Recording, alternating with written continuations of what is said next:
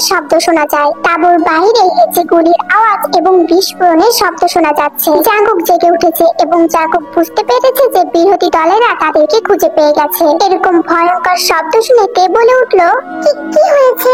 আমাদের এখন দৌড়াতে হবে তে। আমি এখন কিভাবে দৌড়াবো? আমি তো পারবো না। কি হয়েছে? জাঙ্কুক তের হাত ধরে তের দিকে তাকালো। এই মুহূর্তে জাঙ্কুক একটা উপায় খোঁজার চেষ্টা করছে, কারণ তে এই মুহূর্তে লড়াই করতে পারবে না। এরপর জাঙ্কুক যা করছিল এটা দেখে তে অনেক অবাক হলো এবং তে কাঁদতে বাধ্য হলো। আরে জাঙ্কুক, এটা তুমি কি করছো?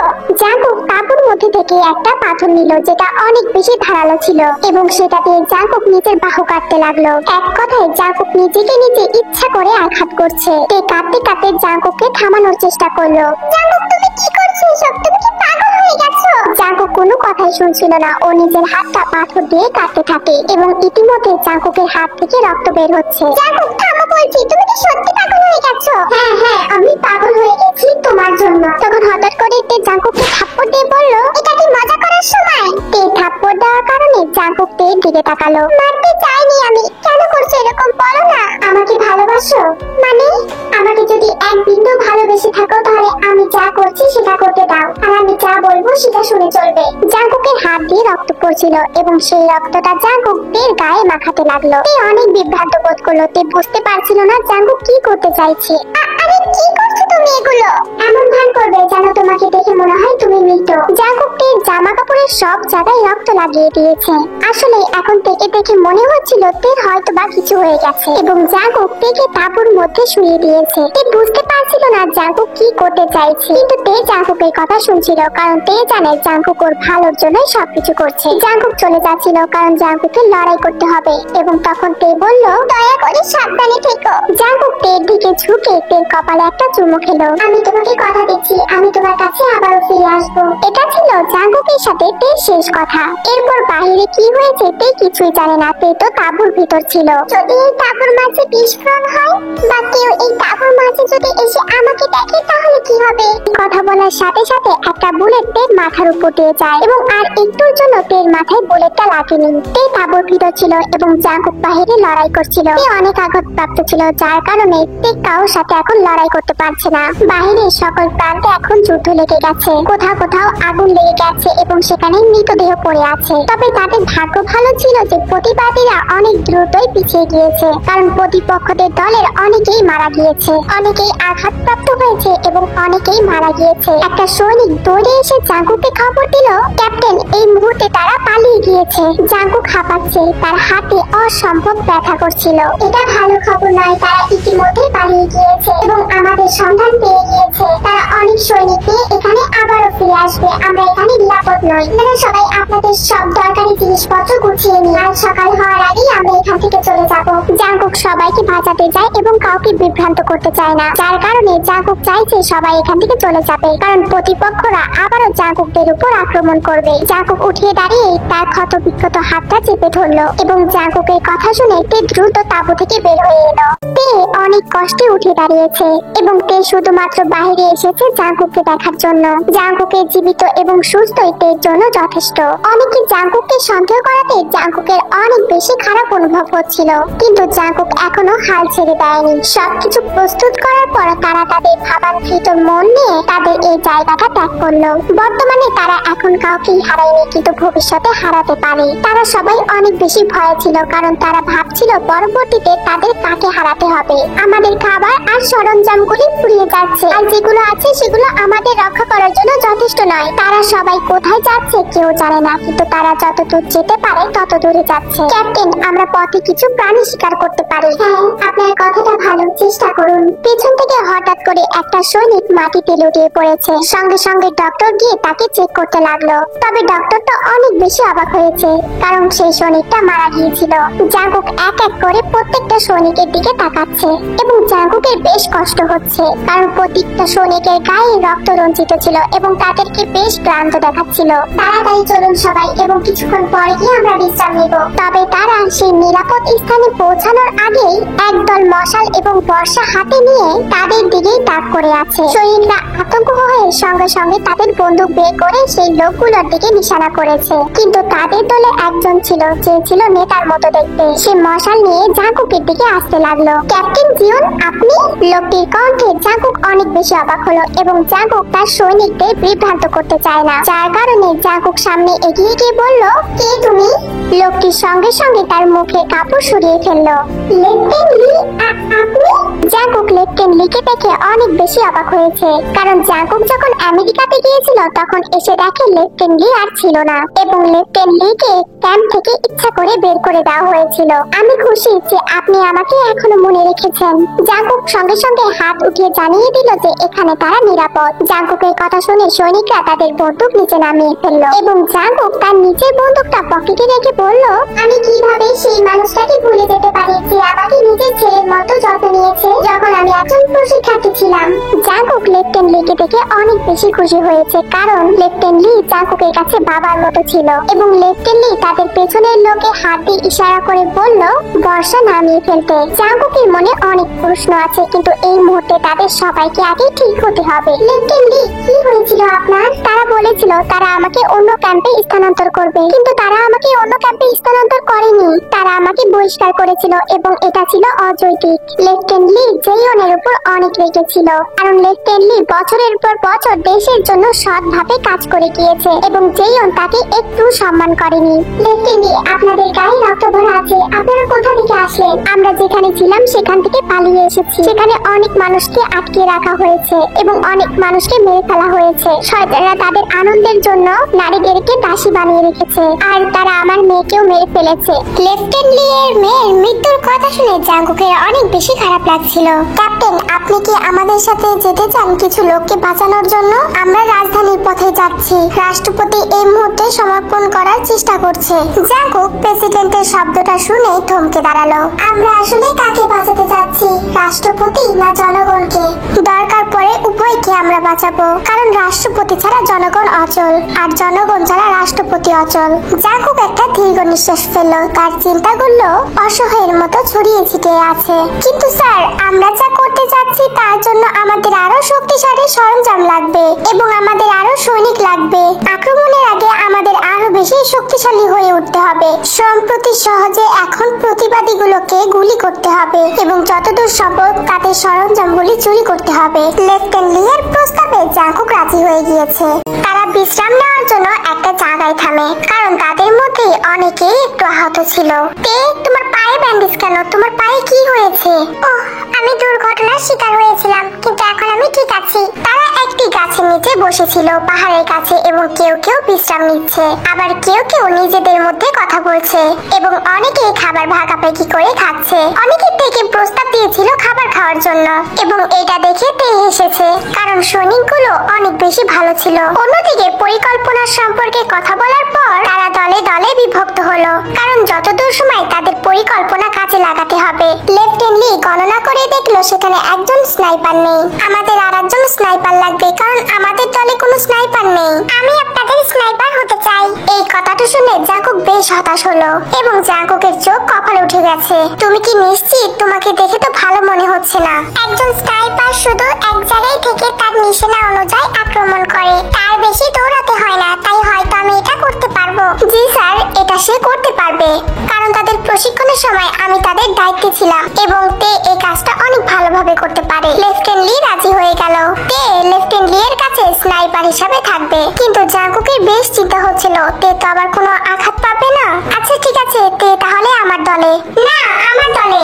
জাঙ্কুক হঠাৎই কথাটা বলে উঠেছে, কারণ জাঙ্কুক এটা ভাবেনি যে হয়তো সবাই কিছু ভাববে। না, মানে আমি বলছি তেকে আমি আমার দলে নিতে চাই। আসুন আমরা স্নাইপার বদল করি। তে জাঙ্কুকের কাণ্ড দেখে অন্যদিকে তাকিয়ে লজ্জায় হাসছে। ক্যাপ্টেন, আমাদের আগে থেকেই কিন্তু পরিকল্পনা করা, তাই আমরা কিন্তু এখন মানুষ বদল করতে পারি না। কিন্তু না, কে শোনে কার কথা? জাঙ্কুক তো আবার বলতে চাইছিল যে তেকে ওর দলে নেবে, কিন্তু তে জাঙ্কুককে থামিয়ে দেয়। ঠিক আছে ক্যাপ্টেন, আমি নিজেকে সামলাতে পারবো, আপনি চিন্তা করবেন করবেন না। তে সবার সামনে জাংকুককে ক্যাপ্টেন বলে সম্বোধন করেছে এবং আপনি বলে ডেকেছে, যার কারণে জাংকুক থমকে গেছে, কারণ তের মুখ থেকে অনেকদিন পর আপনি ডাকটা শোনা গেল।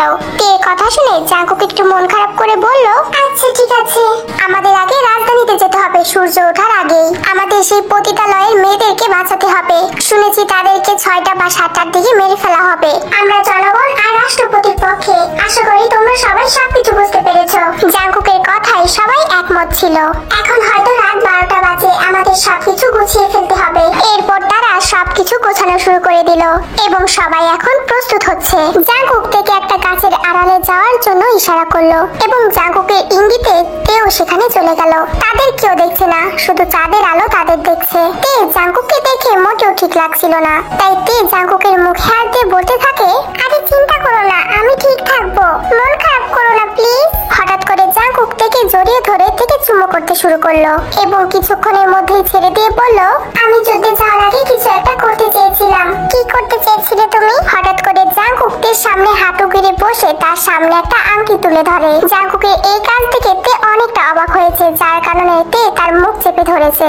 জাংকুক একটা হাসি দিয়ে তের হাত টেনে ধরেছিল। আমি জানি এই সময় এই প্রস্তাব দেওয়া ঠিক নয়, কিন্তু আমি চাই যাই ঘটে যাক না কেন, আমি আর তুমি একে অপরের সাথে আবদ্ধ থাকবো। আমাদের মধ্যে অন্য কেউ আসতে পারবে না। আমার দাদিমা আমাকে এই আংটিটা দিয়েছিল। সে বলেছিল আমি যদি কারোর উপর আসল ভালোবাসার অনুভব করতে পারি তাহলে এই আংটিটা তাকে দিতে। আর আমি সেই ভালোবাসার মানুষটাকে পেয়ে গেছি, যেটা হচ্ছে তুমি। তে খুশিতে তো চোখ জলজল করছে এবং তার চোখ বেয়ে অশ্রু গড়িয়ে পড়ছে। তে তুমি কি আমাকে বিয়ে করতে চাও? তে মাথা নাড়ালো, কারণ তে কান্নার কারণে কিছু বলতে পারছে না, কিন্তু তে জাংকুকের প্রস্তাবে রাজি। আমি রাজি। এই কথায় জাংকুক তের দিকে তাকিয়ে হেসেছে। জাংকুক অনেক বেশি খুশি হয়েছে। হয়তো জাংকুক এই কয়েকদিনের মধ্যে এতটা খুশি কখনোই হয়নি। জাংকুক আস্তে করে তের আঙ্গুলে আংটিটা পরিয়ে দিল আর জাংকুক উঠে দাঁড়ালো। আর এত সুন্দর মুহূর্তে দুজন দুজনকে চুমু করবে না তা তো হতেই পারে না। জাংকুক আলতো করে তেকে কাছে টেনে নিয়েছে এবং জাংকুক তের ঠোঁটের দিকে লক্ষ্য করে কিস করতে থাকে। তারা দুজন দুজনকে এতক্ষণ পর্যন্ত কিস করতে থাকে যতক্ষণ না তাদের দুজনকে কেউ ডাকছে, কারণ তারা দুজন দুজনকে ছাড়তে চায় না। এবং কিছুক্ষণ পর জাংকুক থেকে ছেড়ে দিলে তে বলে ওঠে, আমি তোমাকে ভালোবাসি জাংকুক, আমি তোমাকে এই শব্দটির চেয়েও বেশি ভালোবাসি। তবে লেফটেন্যান্ট লি এর কথা শুনে তারা দুজনেই একে অপরকে ছেড়ে দিল। লেফটেন্যান্ট লি সবাইকে ডাক দিয়ে বলছে, আমাদের এখন যেতে হবে। জাংকুক দ্রুত তার পকেট থেকে একটা চিঠি বের করে তের হাতে দিল। আমার তোমাকে অনেক কথা বলার আছে তে, আমি জানি আমি যদি এখন সেই কথাগুলো বলতে চাই তাহলে আমি সব ভুলে যাব। তাই এই চিঠিটা তোমার জন্য। নিশ্চিত করো যে তোমার সবকিছু ঠিক আছে। আমি জানি না আমাদের সাথে কি ঘটতে চলেছে। যখন যুদ্ধ শেষ হবে তুমি আর আমি যদি একসাথে বেঁচে থাকি তাহলে আমি তোমার জন্য সেই গাছের নিচে অপেক্ষা করব। আমি আশায় থাকবো তুমি ফিরে আসবে এবং আমি তোমাকে ওইখানেই দেখতে পাবো। তে কি বলবে বুঝতে পারছে না, তার চোখ দিয়ে অশ্রু গড়িয়ে পড়ছে এবং জাংকুক তের চোখের পানি আলতো করে মুছে দিল। আমি যাব সেই গাছের নিচে, আমাদের আবারও দেখা হবে। তাদের কেউ একে অপরের থেকে আলাদা হতে চায় না, কিন্তু এখন তাদের আলাদা হতেই হবে। ক্যাপ্টেন জিওন, আপনি কোথায়? এই যে স্যার, আমি এখানে। জাংকুক গাছের আড়াল থেকে বের হয়ে আসলো এবং তে অন্ধকারের দিকে চলে গেল, যেন কেউ তাদের দুজনকে একসাথে না দেখতে পায়। ক্যাপ্টেন, আমাদের এখন যেতে হবে, চলুন যাই। তাদের ওপর অনেক মানুষের জীবন নির্ভর করছে। ইতিমধ্যে তে সেখানে চলে এসেছে। জাংকুক তের দিকে তাকিয়েছিল আর তে জাংকুকের দিকে তাকিয়েছিল। হয়তো তাদের চোখে লুকিয়ে আছে হাজারো কথা। আর এখানেই যুদ্ধ শুরু, এটাই তাদের শেষ দেখা।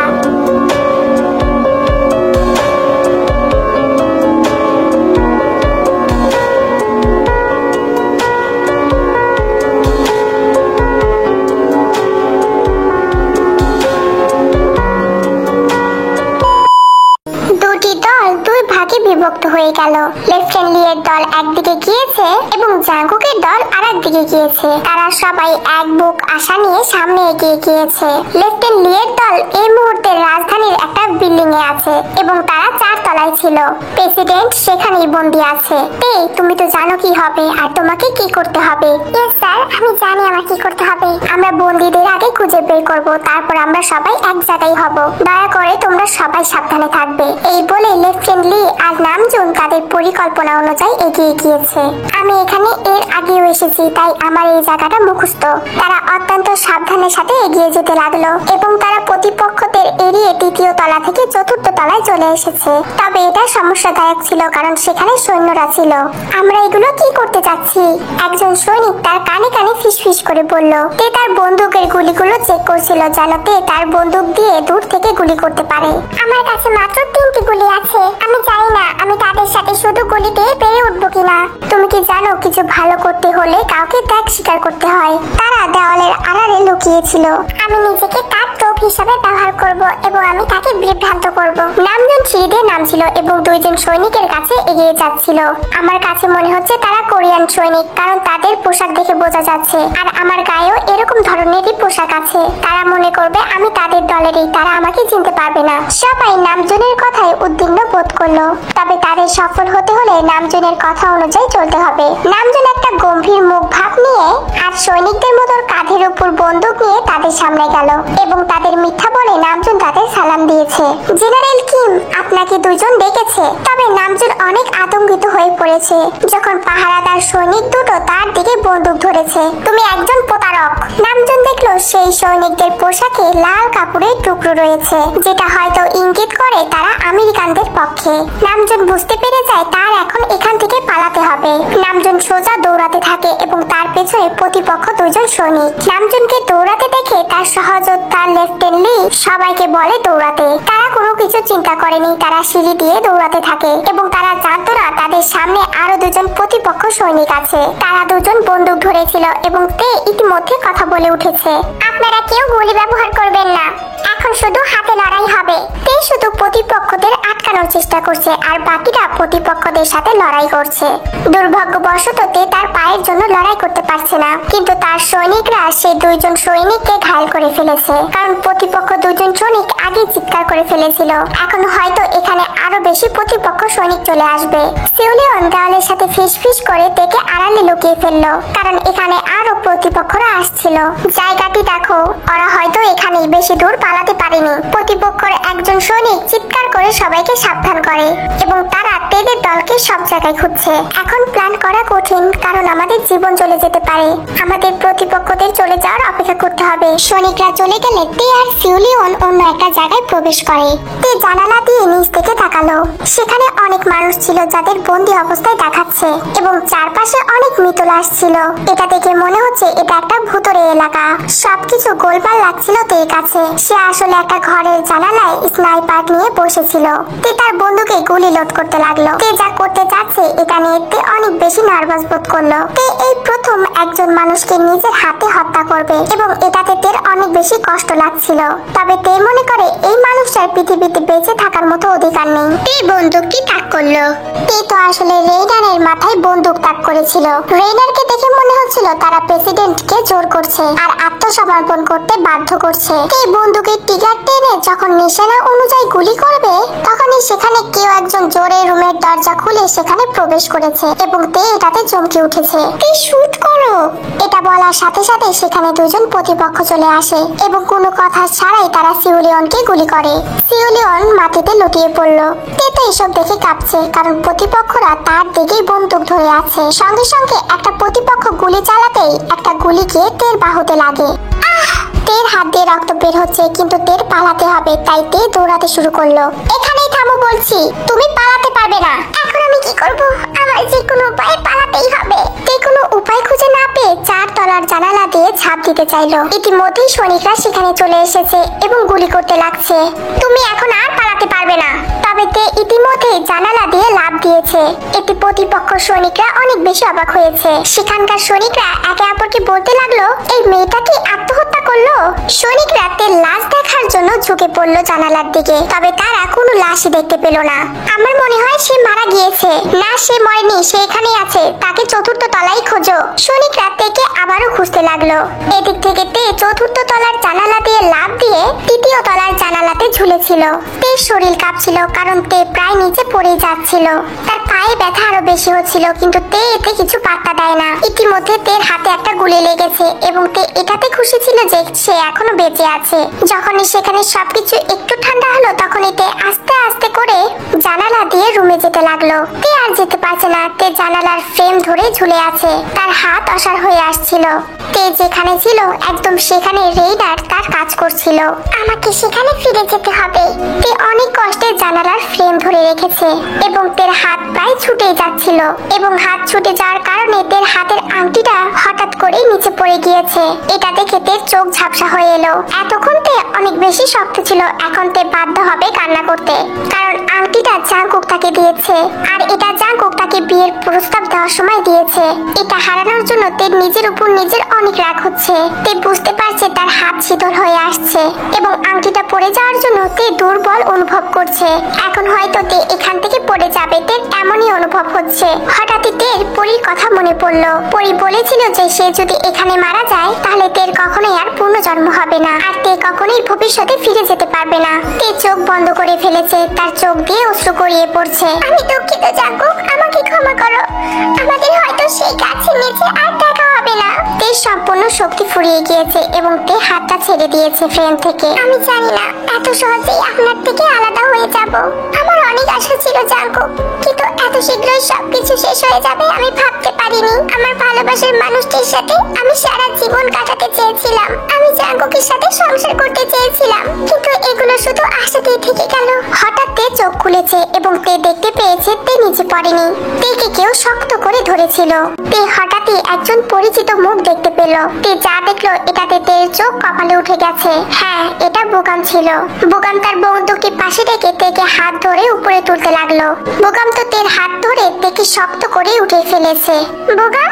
হ্যাঁ, সুন্দর নাম তাই না? এই বলেই বোগাম একটা হাসি দিল। তে তো এই হাসিটাকে অনেক বেশি মিস করছিল। তে এখন কাঁদতে লাগলো, তের যেন আরো বেশি কষ্ট হচ্ছিল। কিভাবে কি? বোগাম তুমি এখানে কিভাবে আসলে?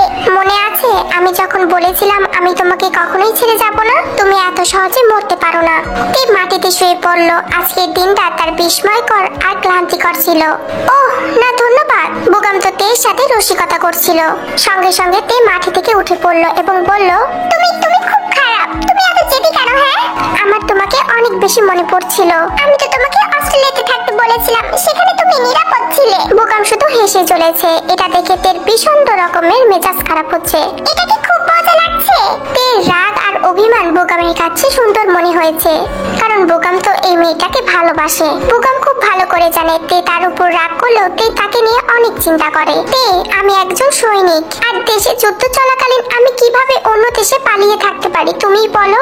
আর তোমাদের পরিকল্পনা কি? তে বলতে যাচ্ছিল তখন সেখানে দুইজন সৈনিককে দেখতে পাওয়া যায়। তারা তো তেকে হন্য হয়ে খুঁজছে, কিন্তু তে আর বোগাম তো লুকিয়ে আছে। তে একটা রুমের দিকে ইঙ্গিত করে ফিস ফিস করে বোগামকে বলতে লাগলো, আমাদের ওই রুমটাতে যেতে হবে। তে আমার মনে হয় আমাদের গুলি করা দরকার। বোগাম বন্দুক ধরে বাহিরের সৈনিকদের দিকে তাক করলো, কিন্তু এতে বোগামকে থামিয়ে দিল। না, এটা করো না, এটাতে শব্দ হবে। তে তুমি চিন্তা করো না, আমার বন্দুকে কোনো শব্দ হবে না। আমার বন্দুকে সাইলেন্সার লাগানো আছে। বোগাম তুমি এই কাজটা অনেক ভালো করেছো। আমার তো আগে সাইলেন্সারের কথা মাথায় ছিল না, এবং তারা সাইলেন্সার দিয়ে সবচেয়ে ভালোভাবে ময়দানে যুদ্ধ করতে পারত। কিন্তু এখন কি হবে? এখন তাদের এভাবে চলতে হবে। তারা সেই রুমে প্রবেশ করেছিল এবং তে ঠিক কথাই বলেছিল, তারা এই রুম থেকে ভালোভাবে নিশানা করতে পারবে। হঠাৎই তে বোগামকে রুমের বাইরে যেতে দেখলো এবং তে জিজ্ঞাসা করলো, তুমি কোথায় যাচ্ছ? আমি তোমাকে রক্ষা করব, তুমি তোমার কাজ খুব ভালো করে করবে। তারা হয়তো এখনই খুব সহজে আমাদের খুঁজে পেয়ে যাবে। বোগাম সেই রুমের দরজা বন্ধ করে বাইরে যেতে লাগলো। তে দ্রুত তার বন্দুকে গুলি লোড করলো এবং তে নিশানা করে টিকার চাপতে লাগলো। তার নিশানা ছিল রেইনারের মাথা। তে খুব নার্ভাস ছিল, তবে তার নিশানা ঠিক ছিল। তে টিকাটা চাপতেই যাবে, এমন সময় তে প্রচন্ড মাথা ব্যথা শুরু হয়।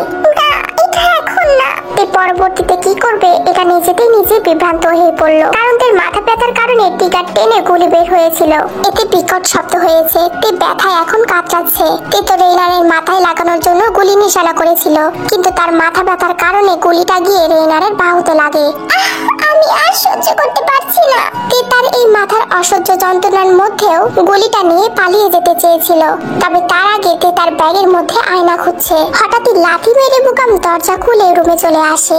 তে চলো, আমাদের এখান থেকে এখন পালাতে হবে। বুগাম বাইরে লড়াই করে এসেছে এবং বুগাম অনেক বেশি ব্যস্ত ছিল, যার কারণে বুগাম খেয়াল করেনি যে তের মাথা যন্ত্রণা করছে। তে তার ব্যাগ থেকে আয়না খুঁজে পেয়েছে এবং তে এক প্রকার যুদ্ধ করে আয়নার দিকে তাকিয়ে আছে। এবারও তে বুঝতে পারছে সে আয়নাতে যাকে দেখছে এটা তে না। অবশেষে এটা কাজ করেছিল, তের মাথা ব্যথা কমে গেছে। আয়নাটা ব্যাগে রেখে তে দ্রুত উঠে দাঁড়ালো এবং বুগামের সাথে পালাতে শুরু করলো। তে ওরা এখন আমাদের পিছনে লেগেছে। যেহেতু তের পায়ে আঘাত ছিল প্লাস ব্যান্ডেজ করা ছিল, যার কারণে তে ভালোভাবে দৌড়াতে পারছিল না। তে হঠাৎ দেওয়ালের মাঝখানে দাঁড়িয়ে পড়লো, কারণ তে আর দৌড়াতে পারছে না। তের পায়ের ক্ষত থেকে রক্ত পড়ছে, তার এই অসহ্য যন্ত্রণা আর সহ্য হচ্ছিল না। বুগাম থেমে থেকে বলল, তুমি কি পাগল? প্রতিপক্ষরা আমাদের খুব কাছাকাছি চলে এসেছে। আমি জানি, তুমি পালাও বুগাম, তুমি আমার জন্য চিন্তা করো না। তুমি এটা কি বলছো? আমি তোমাকে ছেড়ে যেতে পারি না, তুমি এটা করতে পারো না। প্রতিপক্ষরা তাদের থেকে 1 মিটার দূরে ছিল এবং তে যা ভাবছে এটা থেকে এখন করতেই হবে। তে দ্রুত তার ব্যাগ থেকে একটা গ্রেনেড বের করেছে। তে তার ব্যাগের থেকে গ্রেনেডটা বের করে তার বুকের সাথে ধরে আছে। দয়া করে জাঙ্কুকে বলে দিও তার কাছে ক্ষমা চেয়েছে। তের এই কথাটা বলার কারণ হচ্ছে গ্রেনেডটা ছুড়ে মারলে তেও মারা যেতে পারে। এটা দ্বিতীয়বার ছিল। তে ভেবেছিল সে হয়তো এবারই মারা যাবে, কিন্তু বুগাম থাকতে কি তেকে আর কিছু হতে দেবে? বুগাম জানে সে কখনোই তের থেকে তার ভালোবাসা পাবে না। বুগাম নিজেকে প্রতিশ্রুতি দিয়েছে সে তেকে বন্ধু হিসাবে সব সময়ের জন্য সাহায্য করবে। এতে তে সাহায্য লাগুক বা না লাগুক, গ্রেনেড ছুড়ে মারা হলো এবং সেখানে বিস্ফোরিত হয়ে বিপর্যয় ঘটলো। কিন্তু বুগাম থেকে কিছু হতে দেয়নি। তে যতই কষ্ট হোক না কেন তাকে বেঁচে থাকতে হবে। তাই বুগাম তের হাত ধরে সেখান থেকে পালিয়েছে। বিস্ফোরণের ধাক্কায় তারা মাটিতে লুটিয়ে পড়েছে। কেবল দুজনে বাহুতে একটু আঘাত পেয়েছে, তবে এটা মৃত্যুর চেয়ে ভালো। তে ধোয়ার জন্য কাশি দিয়ে উঠলো এবং বিল্ডিং এ আগুন লেগে গেছে। তোমার এটা করা উচিত হয়নি বুগাম। বুগাম উঠে দাঁড়িয়েই বলল, তোমারও এটা করা উচিত হয়নি। বুগাম থেকে উঠে দাঁড়ানোর জন্য সাহায্য করলো এবং তারা আবারও পায়ের আওয়াজ শুনতে পেল। হয়তোবা প্রতিপক্ষরা আসছে। ওরা আসছে, আমাদের পালাতে হবে তে। কিন্তু আমি তো রেইনারকে এখনো মারিনি। তে তুমি তাকে আহত করেছো আর এখন এটাই যথেষ্ট। তে আর বুগাম আবারও পালাতে থাকে এবং মাঝে মাঝে তে সাইলেন্সার বন্দুক দিয়ে পিছনে গুলি করছিল। তারা বিল্ডিং থেকে বের হয়ে আসলো। তে আমাদের বনের মধ্যে ছুটতে হবে। তবে বনের মধ্যে আরো বেশি গুলির আওয়াজ শোনা যাচ্ছে, হয়তোবা তারা সেখানে আছে। তারা বনের দিকে দৌড়ে যেতে লাগলো, কারণ সেখানে যতই প্রতিপক্ষরা থাকুক না কেন বনের মধ্যে অত সহজে ধরতে পারবে না। কিন্তু তের গলা শুকিয়ে গেল তখন যখন তে দেখতে পেল একজন লোককে বাধা অবস্থায় নিয়ে যাওয়া হচ্ছে এবং আশেপাশে দিয়ে প্রতিপক্ষরা ছিল। বুগাম, ওইটা প্রেসিডেন্ট। তে আমার মনে হয় না আমরা প্রেসিডেন্টকে বাঁচাতে পারবো। বুগাম আর তে গাছের আড়ালে লুকিয়ে থেকে সবকিছু দেখতে থাকে এবং বনের মধ্যে অনেক সৈনিকরা আছে। ওই যে তারা। একজন সৈনিক চিৎকার করে তে আর বুগামের দিকে ইশারা করলো। আমাদের এখন একটা ঘোড়া নেওয়া দরকার। বুগাম, তুমি এখানে ঘোড়া কোথায় পাবে? চুপ করো তুমি, যেখান থেকে ইচ্ছা সেখান থেকে পাবো। তুমি এখন দৌড়াতে পারবে না। তে তুমি কি করতে চাচ্ছ? তারা আমাদের ধরে ফেলবে। বনের মধ্যে 2টি দল ছিল, একটা ছিল অন্য দল, আরেকটি ছিল তেদেরই দল। তে আরেকটা গ্রেন বের করে নিয়েছে এবং এটাতে দ্বারা তে মনে করেছে গ্রেনের দ্বারা প্রতিপক্ষরা কিছু কমবে। তে দ্রুত গ্রেন বের করে ছুড়ে মারলো এবং তারা দূর দূরান্তে থাকায় তাদের বেশি ক্ষতি হয়নি। তবে হঠাৎ একটা গুলির আওয়াজ শোনা গেল। তে পেছনে তাকিয়ে ফিরে দেখতে লাগলো কি হয়েছে, কিন্তু তে তো এটা কখনো আশাই করেনি, কারণ বুগামের বুকে গুলি লেগেছে। একজন সৈনিক তেকে গুলি করতে লাগলে বুগাম তার সামনে গিয়ে দাঁড়িয়েছে এবং সেই গুলিটা এসে বুগামের বুকে লেগেছে। কষ্টে এবং রাগে তে নিজের জায়গায় জমে গিয়েছে। তে আস্তে আস্তে বুগামের কাছে চলে গিয়েছে। তের অনেক বেশি খারাপ অনুভূতি হচ্ছে। তে এতটা বেশি রেগে গিয়েছিল যে সামনে থাকা সৈনিকটিকে তে অনবরত গুলি করে চলেছে। তে গাল বেয়ে অশ্রু গড়িয়ে পড়ছে। তে এই মুহূর্তে কি করবে বুঝতে পারছে না। বুগাম নিচে শুয়ে পড়েছে এবং বুগামের শরীর থেকে রক্ত বের হচ্ছে এবং বুগাম তে শরীরের উপর ঢলে পড়েছে। আমি দুঃখিত বুগাম, আমি অনেক উত্তেজিত হয়ে পড়েছিলাম। চুপ করো তে, আমি আমার পরিবারের বড় ছেলে, আমি ব্যথা সহ্য করতে পারবো। তুমি চুপ করো বুগাম, এটা আর কঠিন করে তোলো না। তোমাকে এখন ডক্টরের কাছে নিয়ে যেতে হবে। কিন্তু বুগাম তের হাত ধরে বাধা দিল। বুগামের নিঃশ্বাস ভারী হয়ে আসছে এবং বন্ধ হয়ে যাচ্ছে। হয়তো বুগাম এখন কোনো কথা বলতে পারছে না, কিন্তু বুগাম জানে এখন যদি সে কথা না বলে তাহলে কখনোই আর বলতে পারবে না। এখানে থামোতে, তুমি আমাকে নিয়ে যেতে পারবে না, তোমার পায়ে ব্যথা। বুগাম, তুমি কেন এরকম করছো? কেন তুমি কেন এত নেতিবাচক? আমি তোমাকে বাঁচাতে চাই। তুমি সবসময় আমাকে ভালোভাবে ইতিবাচক হতে বলো, তাহলে কেন এমন করছো এখন? আচ্ছা তে, তুমি কিছু মনে করো না, আমি একটু ঘুমাই। না, তুমি একদম চোখ বন্ধ করবে না, একদম না, তুমি চোখ খোলা রাখবে। কিন্তু আমি তো ক্লান্ত হয়ে পড়েছি, আর চোখ খোলা রাখতে পারছি না। না বোগাম, তুমি মরতে পারো না, তুমি একদম আমাকে ছেড়ে চলে যেতে পারো না। কই, আমি তো মরবো না। কে তোমাকে বললো আমি মরে যাব? বোগাম চোখ খোলা রাখতে পারছে না। বোগাম সোজা চোখ খোলা রেখে তের দিকে তাকিয়ে আছে। তে, আমি তোমাকে বলেছিলাম না আমি অনেক শক্তিশালী। তে খুব কাঁদতে লাগলো। সে আর একটা কথাও বলতে পারছে না। বোগাম থেকে সবসময় বাঁচিয়েছে, সবসময় আগলে আগলে রেখেছে, কিন্তু তে একটা গুলি থেকেই বোগামকে বাঁচাতে পারলো না। আমি দুঃখিত বোগাম, আমাকে ক্ষমা করে দিও। আমি তোমার জন্য কিছু করতে পারলাম না। তে, আমি নিজেকে নিয়ে আফসোস করছি না, কারণ আমি তোমার সাথে দেখা করতে পেরেছি। শুধুমাত্র একটা কথা বলতে চেয়েছিলাম, আমি তোমাকে ভালোবাসি তে। এই কথা বলে বোগাম তের চোখের দিকে তাকিয়েছিল, কিন্তু বোগামের চোখ খোলা রাখতে অনেক কষ্ট হচ্ছে। সবকিছু যদি পাল্টেও যায়, তাও আমি তোমাকে ভালোবাসি তে। তের এই কথাগুলো শুনে অনেক কষ্ট হচ্ছে। মনে হচ্ছিল তে এখনই মারা যাবে। তে, তোমার এখন পালাতে হবে। দেখো, পাশে প্রতিপক্ষরা ছুটে আসছে তোমাকে ধরতে। কথা দাও নিজেকে বাঁচিয়ে রাখবে। যাও তে, পালাও, তোমার বাঁচতে হবে। না, আমি যাব না, আমি কখনোই যাব না তোমাকে এখানে রেখে। তে, তুমি যদি আমাকে খুশি করতে চাও, তাহলে তুমি তোমার জীবন বাঁচাও। তুমি তোমার জীবন বাঁচালে আমি অনেক বেশি খুশি হব। আমি যেতে চাই না, আমি পারবো না এটা করতে। তুমি যেতে পারবে তে, তোমাকে পারতেই হবে। পালাও তে, তুমি প্লিজ পালাও। বোগামের রক্তক্ষরণের জন্য বোগাম চোখে ঝাপসা দেখছিল এবং বোগামের মাথা ঘোরাচ্ছিল। তে না চাইতেও তাকে দৌড়ে পালাতে হয়, কারণ বোগামের কথা তো রাখতে হবে। তে বুকে কষ্ট চাপা দিয়ে দৌড়ে ছুটে পালাতে লাগলো এবং বারবার পিছনে দেখছিল বোগামের দিকে। কেন কেন শুধু আমার সাথে এরকম হয়? আমার প্রিয় মানুষগুলো কেন আমাকে ছেড়ে চলে যায়? আমি বোগামকে বলেছিলাম ওকে হস্টেলেতে থাকতে, তাহলে ওর কিচ্ছু হতো না। আমার জন্য বোগামের আজকে মৃত্যুবরণ করতে হলো। তে কোথায় যাবে জানে না। তে আর দৌড়াতে পারছে না। তে পেছনে তাকিয়ে দেখলো প্রতিপক্ষরা তার দিকে দৌড়ে আসছে। তে দৌড়াতে গিয়ে হোঁচট খেয়ে নিচে পড়ে গিয়েছে এবং বিরোধী দলেরা তেকে শেষমেশ ধরেই ফেলেছে। ছাড়ো আমাকে, ছাড়ো, তোমরা খুব খারাপ, তোমরা আমাকে ছাড়ো। বিরোধী দলেরা তেকে ধরে নিয়ে যাচ্ছিল। স্যার, আমরা অবশ্যই তাকে ধরে নিয়ে এসেছি। সৈনিকরা জেইয়নের কাছে তেকে নিয়ে গিয়েছে। জেইয়ন অবাক হয়নি, আবার হতাশ হয়নি, কিন্তু জেইয়ন তের দিকে তাকিয়ে আছে। তে খুব ভয় পেয়েছে, কিন্তু তাকে এই মুহূর্তে শক্ত থাকতে হবে। তে খুবই চুপচাপ ছিল। জেইয়ন দুইবারও ভাবলো না, না ভেবে বলে দিল, ওকে ফাঁসি দিয়ে দাও। জি জনাব। তারা জেইয়নকে সেলুট জানিয়ে তেকে নিয়ে যেতে লাগলো ফাঁসি দেওয়ার জন্য ফাঁসির কক্ষে। কিন্তু তারা যাওয়ার আগে তে কথা বলে উঠলো, আমাকে ছাড়ুন, আমার জেনারেলের সাথে কথা বলতে হবে। আমাকে ছাড়ুন না প্লিজ। সৈনিকরা তের কোনো কথাই শুনছিল না। বাবা, দয়া করে আমার কথা একবার শোনো। জেইয়ন থমকে দাঁড়িয়েছে বাবা ডাক্তার শুনে। হয়তো বাবা ডাক্তার শোনার পর জেইয়নের মনটা একটু নরম হয়েছে। জেইয়ন তের দিকে তাকালো। তে মিনতি করছিল, বাবা প্লিজ, প্লিজ আমার কথা একবার শোনো। জেইয়ন কঠোর আচরণ করতে চেয়েছিল, কিন্তু সেটা জেইয়ন পারছে না। জেইয়ন কিছু বুঝতে পারছিল না, তবে জেইয়ন সৈনিকদের থামিয়েছে। জেইয়ন একটু কষ্ট অনুভব করে বলল, তাকে তোমরা ছেড়ে দাও। সৈনিকরা জেইয়নের কথায় অবাক হয়, তবে জেইয়ন বলাতে তারা তেকে ছেড়ে দেয় এবং সেখান থেকে চলে যায়। সৈনিকরা চলে যেতে জেইয়ন তের দিকে তাকালো। এখন জেইয়নের কাছে মনে হচ্ছিল জেইয়ন তার মেয়ের কাছে একজন খারাপ বাবা, যাকে জেইয়ন ছোট থেকে বড় করেছে, তার সাথে কিভাবে এত পাষাণ ব্যবহার করতে পারে। তবে জেইয়ন কঠোর হয়ে বলল, আমাকে বাবা ডাকলে কেন? বাবা, আমি দুঃখিত, আমি সত্যিই দুঃখিত, কারণ আমি আপনাকে অসম্মান করেছি। আমি আরো দুঃখিত যে আমি বুঝতে পেরেছি যে আমি নিজে ভুল করেছি আপনাকে অমান্য করে। আমি দুঃখিত, আমাকে ক্ষমা করবেন প্লিজ। তে তো চোখের পানি ফেলতে ফেলতে কথাগুলো বলেছিল। জেইয়ন কিছু বুঝতে পারছিল না, তবে তার একরকম কষ্ট অনুভব হচ্ছিল। আপনি তো জানেন যে দুনিয়া পাল্টে গেলেও একজন বাবা মাই থাকে, তারা কখনো বদলায় না। জেইয়ন একটা মৃত হাসি দিল এবং তিনি তার কান্না আটকে রেখেছে। আমি দুঃখিত, আমি তোমার প্রতি অনেক কঠোর ছিলাম এবং আমি আমার পরিবারকেও অনেক শাস্তি দিয়েছি, সেজন্য আমি দুঃখিত। জেইয়ন হাত এগিয়ে দিয়ে তেকে জড়িয়ে ধরতে চেয়েছিল। তে হাসছিল এবং জেইয়নকে জড়িয়ে ধরতে যেতে লাগলো।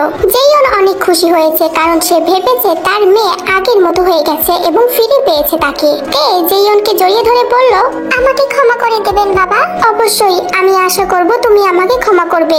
আচ্ছা আমি দুঃখিত, কারণ আমি আপনাকে কখনোই ক্ষমা করব না। এই বলে তের কাছে থাকা একটা ছুরিতে জেইয়নকে আঘাত করতে লাগলো। জেইয়ন এতক্ষণে অবাক হয়েছে, অবশেষে তার সন্তান তাকে আঘাত করেছে। তে ছুরিটা জেইয়নের পেটে আরো ভিতরে ঢুকিয়ে সমস্ত জোর দিয়ে বলল, আমি বিরক্তিকর যে আপনি আমার একজন বাবা।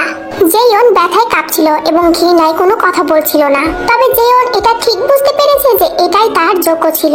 তে জেইয়নের কাছ থেকে ছুরিটা বের করে নিয়ে দূরে সরে গেল এবং আজকে জেইয়নকে অসহায়ের মতো দেখাচ্ছে। জেইয়ন হাঁটু গেড়ে মাটিতে পড়ে গেল। আপনি এতদিন যা যা করেছেন সেগুলোর জন্য এটা খুবই সামান্য, তবে আমি আপনার মতো এতটাও খারাপ নই। তে কাঁপছিল, তার ছুরি শক্ত করে ধরে রেখেছে, তার শরীরে রক্তের দাগ। তে ভেবেছিল এখান থেকে চলে যাওয়া উচিত, কারণ এই খারাপ মানুষের জন্য সময় নষ্ট করার কোনো দরকারই নেই। কিন্তু তে চলে যাওয়ার আগে জেইয়ন কথা বলে উঠল, আমাকে পুরোপুরি মারবে না কেন? তুমি যদি প্রতিশোধ নিতে চাও তাহলে আমাকে পুরোপুরি সম্পূর্ণভাবে মেরে ফেলো। তে জেইয়নের দিকে তাকালো। জেইয়নকে এখন দুর্বল দেখাচ্ছে। তে ভেবেছিল জেইয়নকে হয়তো এখনই মেরে ফেলা উচিত, তাই তে জেইয়নের দিকে এগিয়ে গেছে এবং ছুরিটা উপরের দিক থেকে ধরেছে। কিন্তু তে তখনই অবাক হয়েছে যখন জেইয়ন উঠে দাঁড়িয়েছে। ওর এত শক্তি আসে কোথা থেকে?